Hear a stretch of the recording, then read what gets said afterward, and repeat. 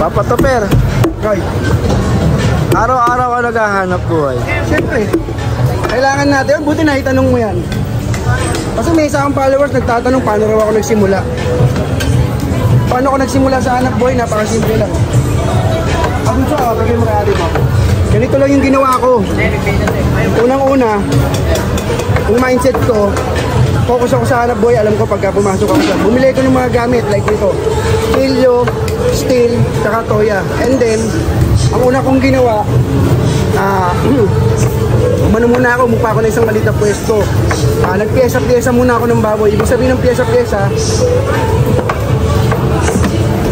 kumuha ka muna ng ganito, yempo, pork chop, buto-buto, saka laman. Ayun o, yung laman yun. Ganyan ang una kong yan. Ganyan ang una kong ginawa nung bago ako magsimula ng paghahanap buhay. Tapos, yun na, ganun. Sa una naman, sa hanap buhay, sa unang hanap buhay, hindi ka naman basta-basta magtiklik. Siyempre, dadanas ka rin ng tumal. Pero dadanas ka rin ng kabilihan. Ganun yung ginawa ko. Kaya doon sa nagtatanong sa akin paano ako nagsimula, napakasimple lang po. Number one po, pag pumasok ka sa negosyong ganito, kailangan mahal mo yung ginagawa mo. Ganun po yun. Saka patient, kailangan mo ng patient, tapos pagtsatsaga. Kasi ang hanap buhay kasi hindi naman madali yan eh. Pero to, sa isang banda, pag nasanay ka na, araw-araw mo na ginagawa yon, napakasimple na lang sa'yo ng ginagawa mo, like itong ginagawa natin. Simple na to sa'yo. Tapos, diba, di kumikita ka na. Hanggang sa nagtinda na ako ng isang buong baboy. Dati, piyesa-piyesa lang ngayon, nagtinda na ako ng baboy. Ganun ang ginawa ko. Kaya, payo ko pa lang po sa mga magsisimula, huwag po kayong matakot sumubok. Subukan niyo po lahat ng bagay na para sa pamilya niyo, sa hanap buhay. Subukan niyo po yan, huwag kayong susuko. Promise. Kailangan siyempre, may puhunan ka. Alam niyo naman, mahal ang puhunan sa baboy. Diba? Pero magbubunga rin yung ginagawa niyo.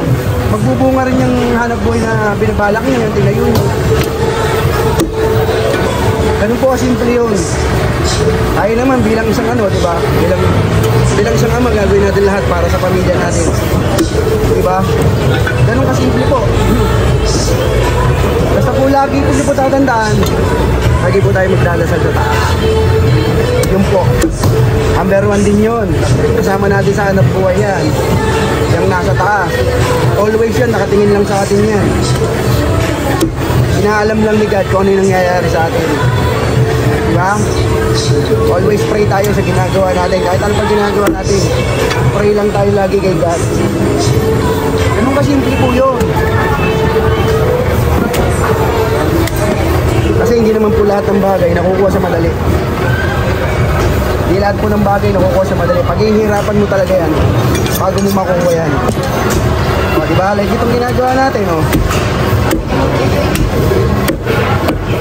Hindi madalian yan.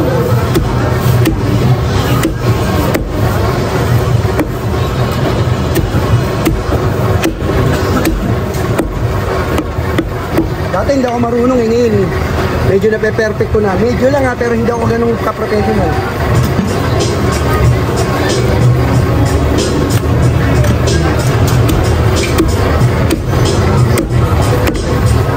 Hindi pa ako ganun kagaling mag-slice pero kaya natin gawin yung pinag-i-slice nila.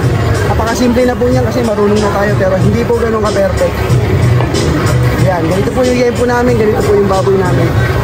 Always, araw-araw yung po ang tinda namin. Nakikita nyo kung gaano kaganda o, pati yung buntot.